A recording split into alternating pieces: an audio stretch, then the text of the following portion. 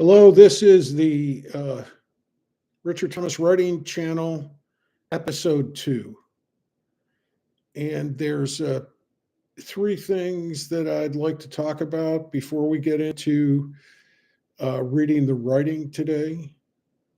One are the three things that I generally do with my writing: processing, being, and art, maybe, question mark. The second thing I'd like to talk about is the garbage plate. And the third thing is, look, I sort of made a hat. So let's talk about those. Oh, by the way, I have this fleece on because the air conditioner is cold in here. So let's talk about the first thing: processing, being, and maybe art. It seems to me when I review my writing that it goes into three categories. One, processing. What do I mean by that? Something, someone, an idea, an experience, something either agitates me, bewilders me, confuses me, excites me, fascinates me. Anyway, I'm triggered that somehow this thing has a resonance for me, and I work it out in writing. And the idea is that I work it out, and it could be helpful to the reader because the reader follows what I work out, and it's not saying that I have all the answers, but what it does do is it triggers perhaps a process of their own answers, because no one else can sit where I'm sitting right now. Okay, so, and the same thing with you, whether you're standing or sitting or whatever. Your perspective and your internal perspective, you're from based on your collected experiences and your memory, and uh, your actual physical perspective, or whatever, or chronological, or whatever we're dealing with. You're the only person in that particular dot in the universe. Okay, so that's what we have to share with other people. So so the first thing that I do is I process experience from my perspective. The second type of writing that I have, I would call being. And that is really kind of a non-reflective writing. It's an expression of who I am in that moment. And the quality of it is how deep and how broadly I show. I don't mean broadly in terms of, mugging or shtick or anything. It's like the how deep or broadly do I show who I am, even if I'm not writing about myself at all, even if my character is not in the frame. How how much do I just show myself? It's like the song of a bird. It's like I'm making a natural noise with the writing. Okay, and that's the second type of writing. The third, I'm not sure if I've ever done. I may have touched it a couple times, but we'll see. I don't know. That third piece is art. And I used to say very liberally, I would call myself an artist and say what I was doing was art. But really, I've come to a little bit of a different definition for myself of what art is from my perspective. And the best way is by an example. So, in the, before the mid 20th century, the 20s, 30s, and 40s, the 1920s, 30s, and 40s, James Joyce and Albert Einstein were contemporaries. And each one of them had a deeper perception of the nature of existence, life, the universe, than had ever been perceived before. Now, that's pretty lofty, but I think that's what art is. Art is something even beyond processing and beyond being. Art is actually where that experience goes to some sort of universality and really shows, you know, it's a new way of looking. It's not a new way in terms of the essence of energy and matter, but it's a new way of looking.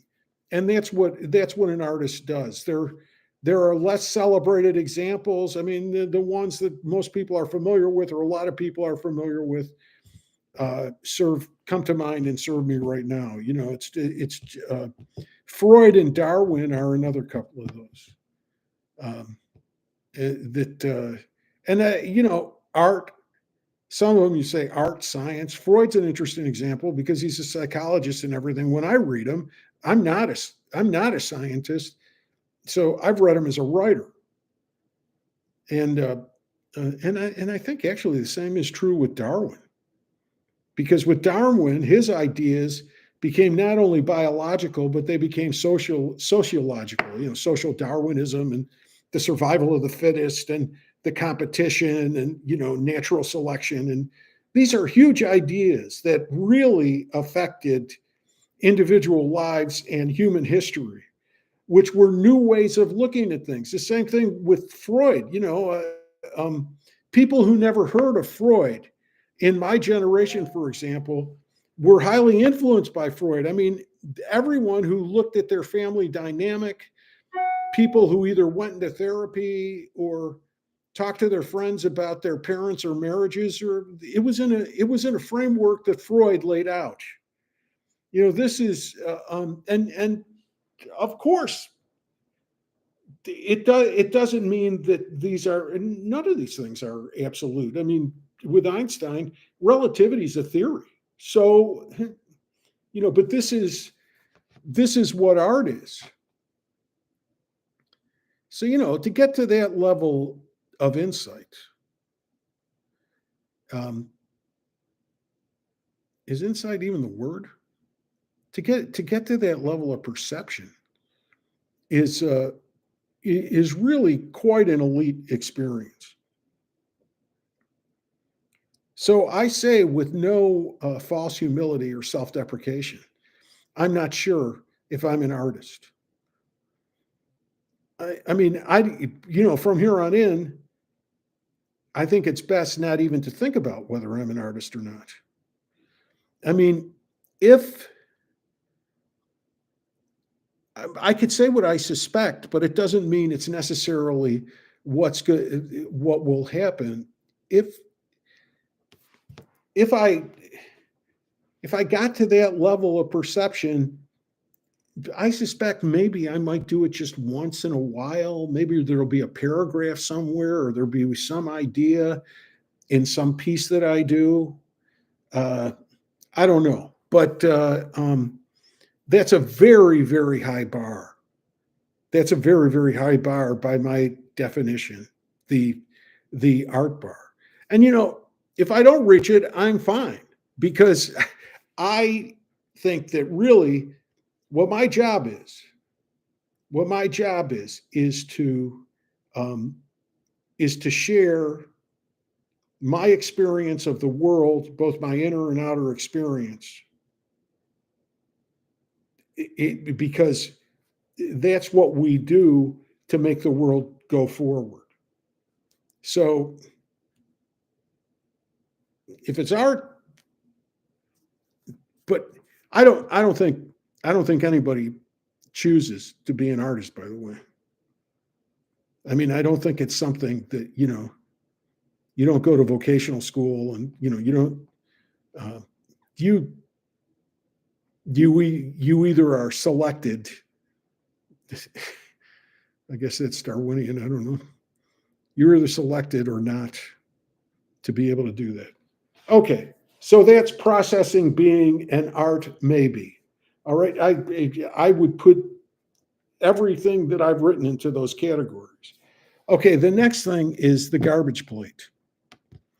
I grew up in Rochester, New York, and in Rochester, New York, there is a hot dog place, very famous hot dog place, that's called Nick Tahoe's.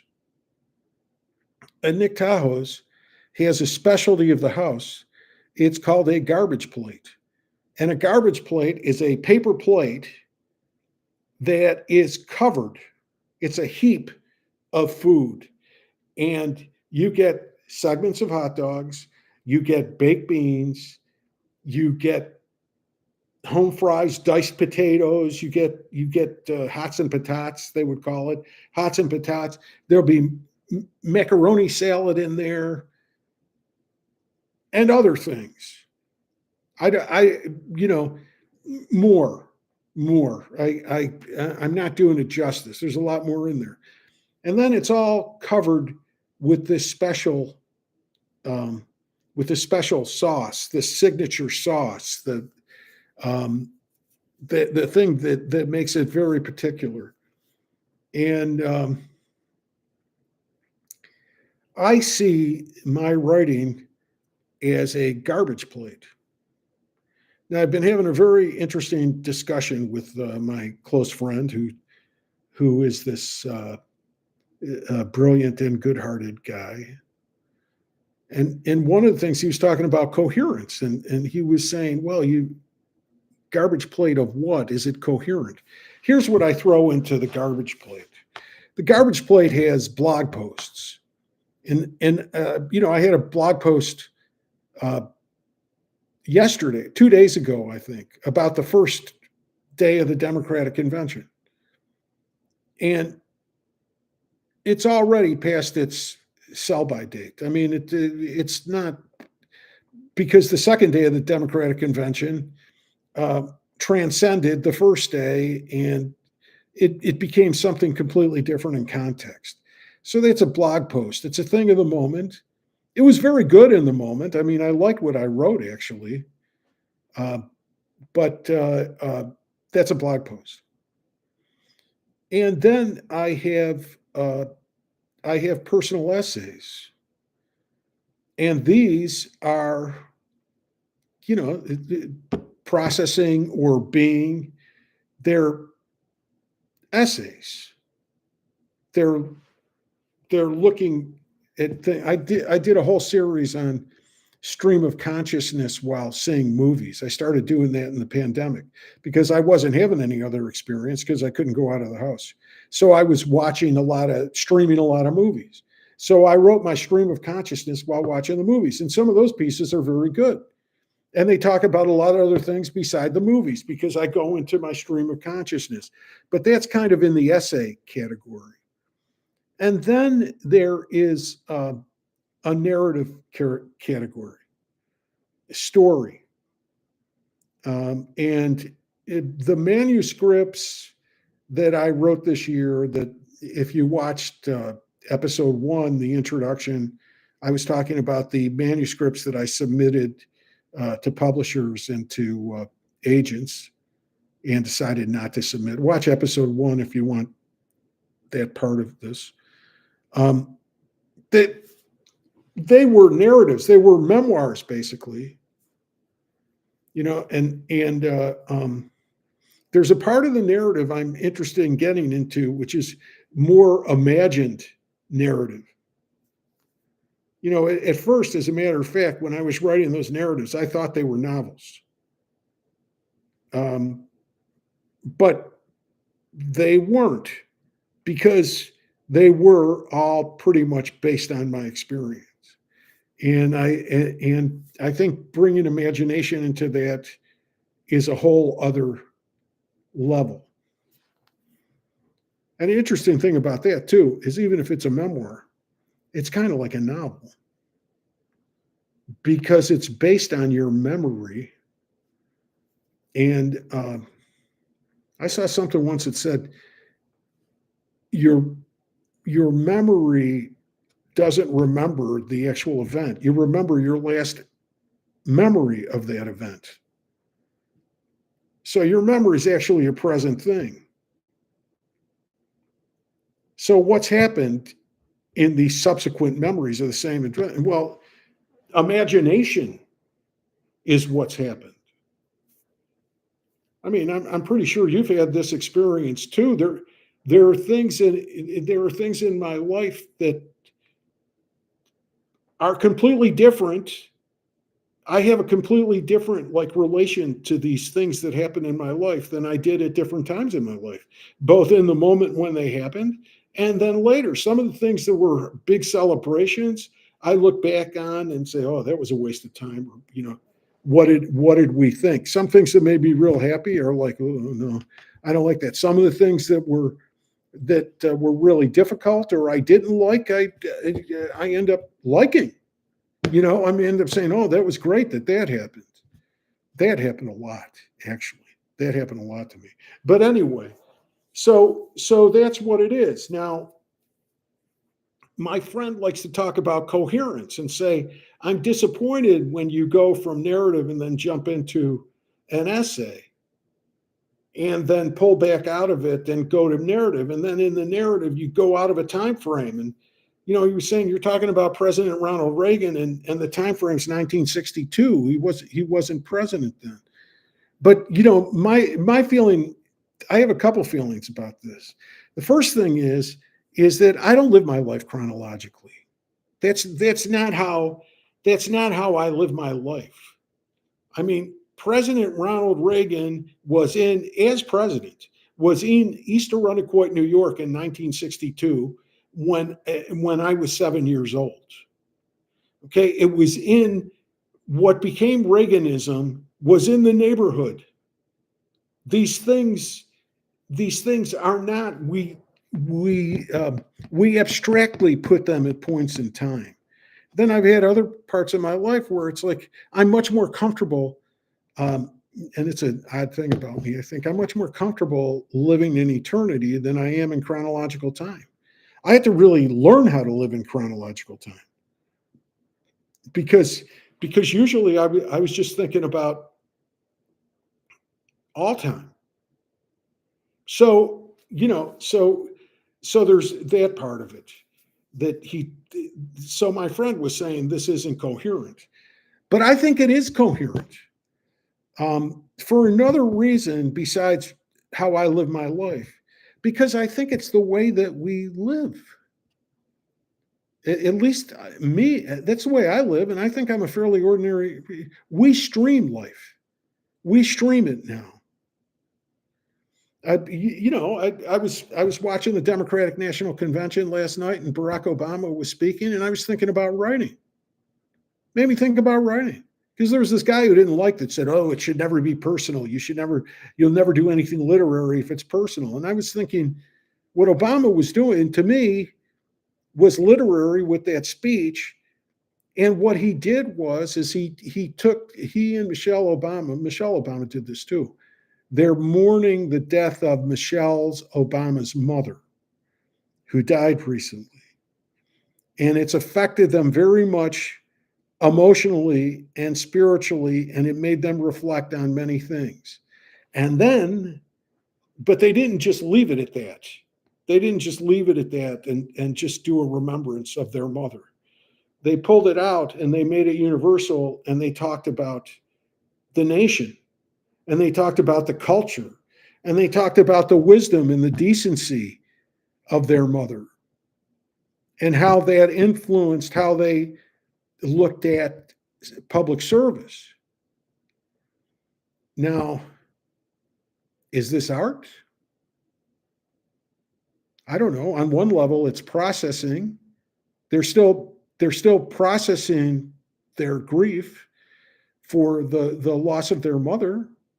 And Obama spoke of her like it was his mother-in-law, but I mean, he spoke of her in those terms that he was very, very close to her. So they're grieving the loss, but they're also processing it and they're working it out because they're crafting a speech to speak to a political convention related to a campaign And I thought, this is terrific. And I think this is what writers do. I mean, a lot of times I write and I'm there because I don't know how I'm not going to be there. I mean, but even if I'm not there as a character, I still, um, I still believe that, in a certain sense, it's always got to be about me as well as about the universal. It's not ego or narcissism to say, so you make everything about you. No, that's not the point. The point is that that's all we have to work with. I think there's a humility in that. You know, I think I think one thing that I think is a great thing about art is it gets to truth, but it doesn't have a pretense to absolute truth. So if if the Obamas said, "Oh, we learned this from our mother, and if you don't conform to this, we're going to use our influence in the government to make you conform at the point of a bayonet or something like that." Well, no, no. But if we share these things with each other, I don't know, even Einstein, it was a theory. I mean, the truth. We're never, we'll never get to the truth. There's always another mystery. There's always something that we didn't perceive. It's the universe. It's an endless thing. There's always another mystery. Um, we I think being alive is trying to is trying to get to the truth. And I think it's actually an enjoyable thing. So that's the garbage plate. And the third thing is something that I'm thinking of for the conception of this writing channel. And this is, look, I sort of made a hat. By the way, when I talk about the conception of this writing channel, the original conception is that I was just going to say, take a look. If you like the video, like it, make a like on YouTube. And then if you want to see more, subscribe. And then just go into the reading and have this really as a means of publication. And I resolved I'm not going to talk. Well, I'm talking a lot, and it's more than a means of publication. But that also shaped something that I think this channel is turning into. Look, I sort of made a hat. Stephen Sondheim uh, created two books that I have somewhere. I think they're upstairs. There are these two big, uh, like coffee table books. But what they are is he goes through his entire body of work. It's kind of a creative autobiography. So everything that he did, from something that he did in school, some play that he wrote in college or something, all the way to whatever project he was working on at the time the books were published. And they weren't published that long before he died. So, and it's basically an annotated version of what he did. And I think Sondheim's a great example because, musical theater is a great example because he had he had plays that were in production for decades. He'd put something out and then he put it back on, and I mean, it points to something. Nobody knows what they're doing. Nobody, anybody in a creative pursuit doesn't know what they're doing. I mean, part of the dance is that people kind of, pretend that they know what they're doing to get the audience or the readers or whoever, uh, to have confidence in them. But nobody knows. And it's very interesting the transformations he went through. Whether you like Stephen Sondheim or not, whether you like musical theater or not, it really doesn't matter. That's not the point here. He went through everything that he had done, all the iterations, the plays that he did once and then tried again, then every aspect of it, what it was like working with the people, what the writing process was like, what his ideas were. It's really, it's really a fascinating book. And I think, I think that's what I'm going to do with this writing channel. It's like basically, I'm going to talk about I'm going to talk about my writing, and then I'm going to read it to you. And this is doing a couple things. First of all, it's a means of publishing the writing. I mean, I'm getting the writing out there. I did this work, and I'm getting it out there. The other thing is that because I don't know what I'm doing, and I'm always in a situation of wondering what's next. And over time, I've gained a lot more security being in that uh, mindset of what's next. So I'll go through the material and I'll talk about the material. And in that way, I'm sharing the material and my annotated notes with you. And it is also leading me to the next material. So, whereas Sondheim um, wrote exclusively about things he had done up until that point, um, I I have the opportunity here to also introduce new things, and I'll do that as well. Okay. Now, for a housekeeping um matter, I'm going to try to keep these. Now, I bet I'll break this rule, but I'm gonna. The first one, the introduction was 34 minutes. I'm looking now. This one is going on 27 minutes. I'm going to try to keep these at 30 minutes apiece. Okay, so to keep on that schedule. Maybe at some point I'm going to say I'm going to change it or whatever, things change. But right now I'm going to try to keep it at 30 minutes. So, what I'm going to do is tomorrow I'm going to start going through my material. It's 11 years of work and annotating it. Um, and discussing different aspects of it. So, okay, so that's where we're at with the Richard Thomas writing channel. So that's where we're going to start with tomorrow.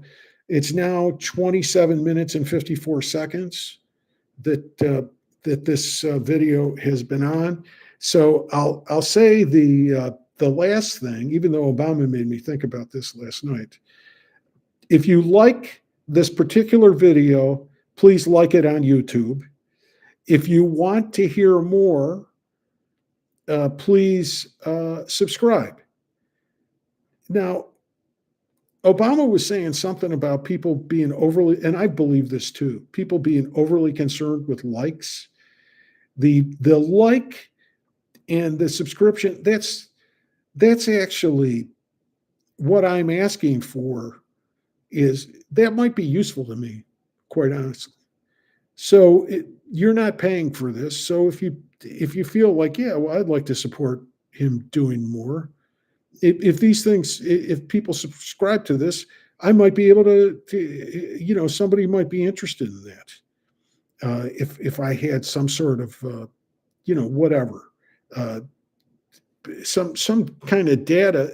Plus, I'm just personally interested. I'd like to know. But I know generally, even if you wouldn't, I know that you put something on the internet and people end up seeing it. So I think I mentioned that in the last episode. So anyway, thank you. Like it if you like it. Subscribe if you want more. And episode 3 is next. Okay, take care.